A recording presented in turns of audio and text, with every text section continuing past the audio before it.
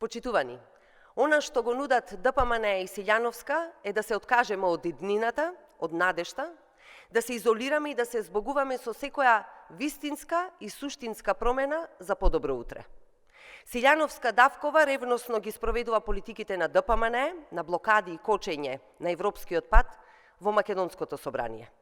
Застанува директно против договорот од Преспа и на преговарачката рамка за влез во Европската Унија. Толку јасно. Граѓаните гледаат дека Силјановска е реприза на Иванов. ДПМН не може да донесе никаква промена на подобро. Потврда за тоа е катастрофата што се случува во Скопје, но и во општините кои што ги води оваа партија. Не ни е потребна нова катастрофа.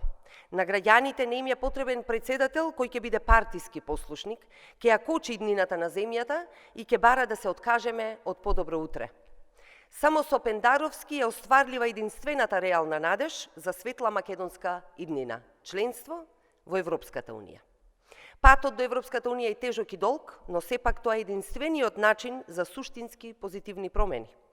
Со визија за интегрирана, стабилна и просперитетна Македонија во Европа, Пендаровски е победнички кандидат за најважниот аспект – иднината на државата, иднината на народот.